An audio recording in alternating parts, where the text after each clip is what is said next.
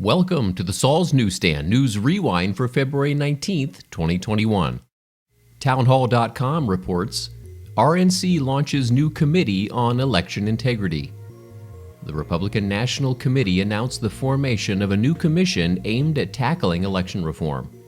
The RNC's new Committee on Election Integrity was created to work to restore public confidence in free and fair elections after claims of fraud plagued the 2020 election and raised doubts in the voting system. The newly formed committee will be chaired by Florida Republican Party Chairman Joe Gruters and co-chaired by RNC National Committeewoman for the District of Columbia, Ashley McClay. RNC Chairwoman Ronna McDaniel said that the committee is the RNC's in-kind response to election chaos at the state level. In the 2020 election, the RNC spent upwards of $30 million on efforts to protect election integrity. The committee will take steps to ensure poll watchers are allowed to properly observe counting processes, meaningful voter ID laws are codified, and all Americans have faith in our elections process. Fox News reports, Biden mocked for claim that we didn't have COVID-19 vaccine when he took office. Biden made the slip-up during a CNN town hall with host Anderson Cooper. He said earlier in the town hall that there were 50 million doses that were available when he took office in response to a question about his administration's vaccine rollout, though fewer vaccines had actually been administered at the time. And the biggest thing, though, as you remember, when you and I shouldn't say it that way, as you remember, but when you and I talked last, we talked about it's one thing to have the vaccine, which we didn't have when we came into office, but a vaccinator. How do you get the vaccine into someone's arm? Former Trump White House press secretary Kayleigh McEnany criticized the claim as, quote, abjectly false. Biden's comments come after Vice President Kamala Harris falsely claimed in an interview published Tuesday that the Biden administration was, quote, starting from scratch in its plan to roll out COVID-19 vaccines.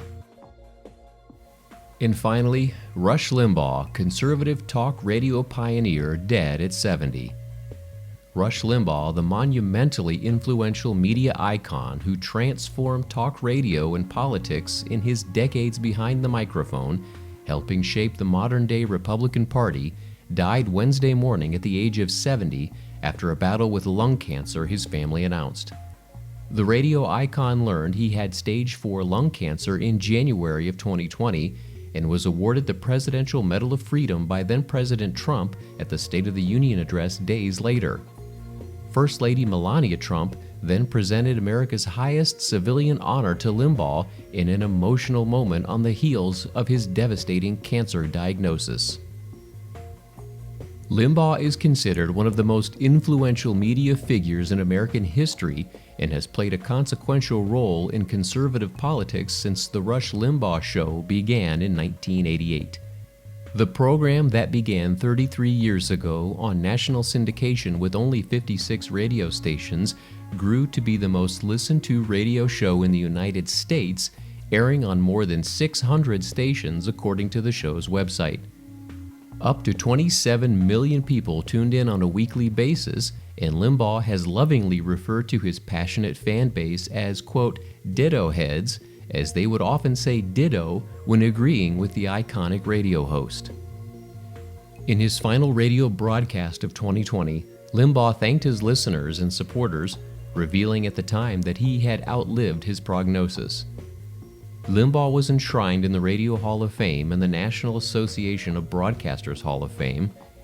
He was a 5-time winner of the National Association of Broadcasters Marconi Award for Excellence in Syndicated and Network Broadcasting, a #1 New York Times best-selling author, and was named one of Barbara Walters' 10 most fascinating people in 2008 and one of Time's 100 most influential people in the world in 2009.